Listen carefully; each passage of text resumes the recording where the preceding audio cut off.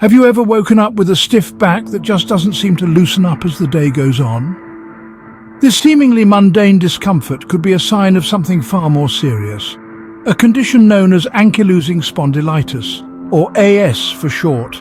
An insidious and often unseen enemy, ACE is an inflammatory disease that primarily affects the spine, causing persistent stiffness and, in severe cases, immobility. Across the globe, millions of people grapple with this condition, often unaware of its presence until the symptoms become severe. It's a complex and variable condition, with symptoms ranging from mild discomfort to debilitating pain. It's more than just a stiff back. It can affect the ribs, cause breathing difficulties, and even lead to other conditions like uveitis and psoriasis. Early detection is crucial in managing AS. The sooner it's identified, the better the chances of slowing its progression and preserving the individual's mobility. So remember, if you've been experiencing persistent stiffness and back pain, it might be more than just an uncomfortable mattress or a bad sleeping position. It could be ankylosing spondylitis. The most common symptom of ankylosing spondylitis is, unsurprisingly, back pain. Yet this isn't your run-of-the-mill backache after a long day of manual labor. This pain, stemming from ankylosing spondylitis, has a unique signature. It's a persistent, inflammatory sort of pain that usually starts in the lower back, gradually ascending up the spine. It's like a creeping vine, slowly but surely, making its way up, leaving a trail of discomfort and stiffness in its wake. So why does this happen? Well, ankylosing spondylitis is an inflammatory condition that specifically targets the joints and ligaments in your spine. It's as if your body has mistaken these vital parts for intruders and has dispatched an army of white blood cells to deal with the perceived threat. The ensuing battle results in inflammation, and this inflammation is what causes the characteristic back pain of ankylosing spondylitis. But here's the kicker. This pain isn't constant. It flares up and then subsides, playing a cruel game of hide and seek. It's most severe in the morning or after periods of inactivity, making getting out of bed or standing up from your office chair feel like an Olympic event. And it's often accompanied by a stiffness that makes your back feel like it's been set in concrete. Now let's talk about the progression of this pain over time. In the early stages of ankylosing spondylitis, you might notice a dull ache in your lower back that comes and goes. As the condition progresses, the pain can become more persistent and severe. It can take root in other parts of your spine and even spread to your hips and shoulders. In advanced stages, the inflammation can cause the vertebrae in your spine to fuse together, leading to a rigid, inflexible spine. So what's the key takeaway here? If you're experiencing persistent inflammatory back pain, especially in the morning or after periods of rest, it's worth discussing with your healthcare provider. It could be a sign of ankylosing spondylitis, and early diagnosis can make a world of difference in managing the condition. Remember, persistent inflammatory back pain is not something to be taken lightly. Ankylosing spondylitis doesn't stop at causing back pain. This condition is a relentless adversary, extending its influence beyond the back and into various other parts of the body. Let's delve into some of these other physical symptoms, starting with joint pain. Now, you might be wondering, why does this happen? Well, ankylosing spondylitis is an inflammatory condition that can affect the joints not just in the spine, but elsewhere in the body too.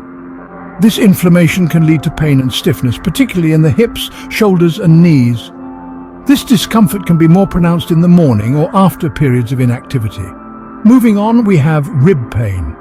With ankylosing spondylitis, the inflammation can extend to where the ribs attach to the spine, leading to painful breathing.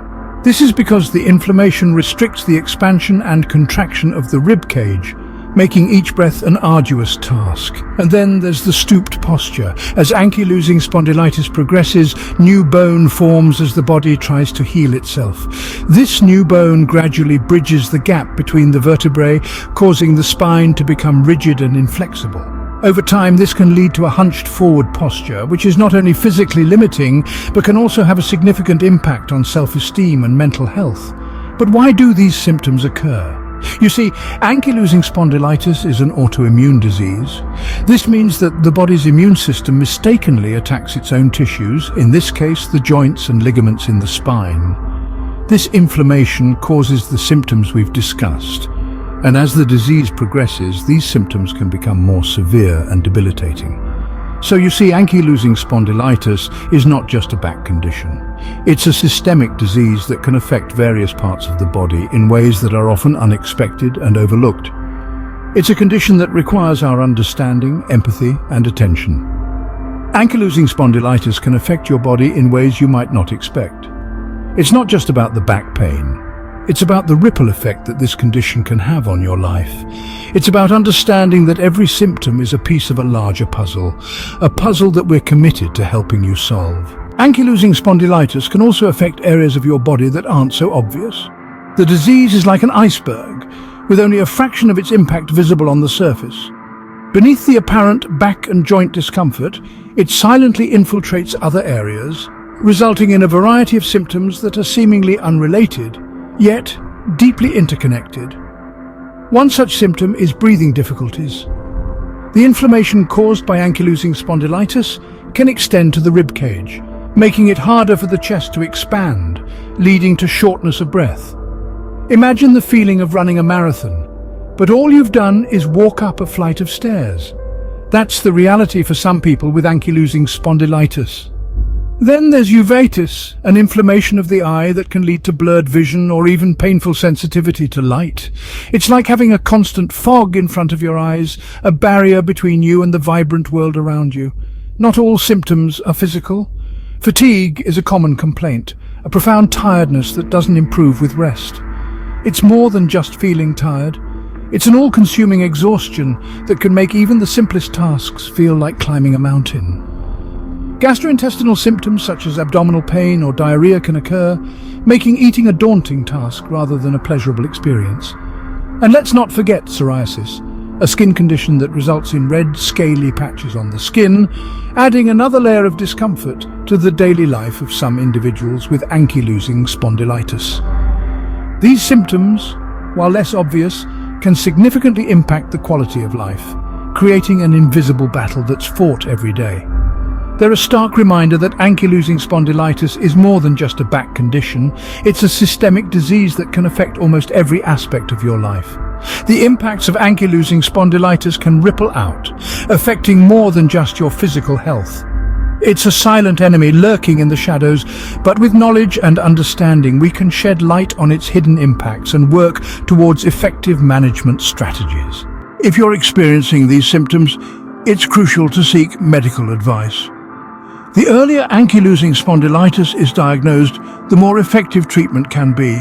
Early diagnosis and treatment are key to preventing complications such as irreversible spinal damage and preserving movement. So how is ankylosing spondylitis diagnosed? Well, it's a multi-step process that begins with a physical examination.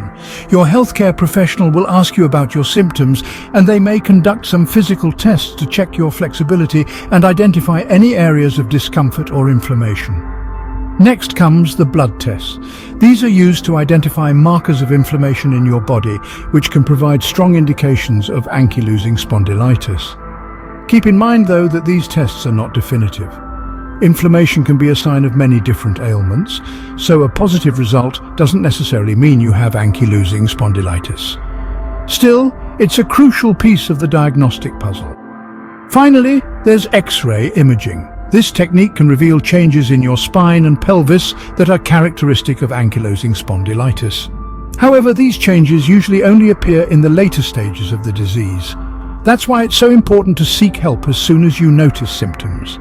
The sooner you get diagnosed, the sooner you can start managing the condition and mitigating its effects. Remember, ankylosing spondylitis is a chronic condition.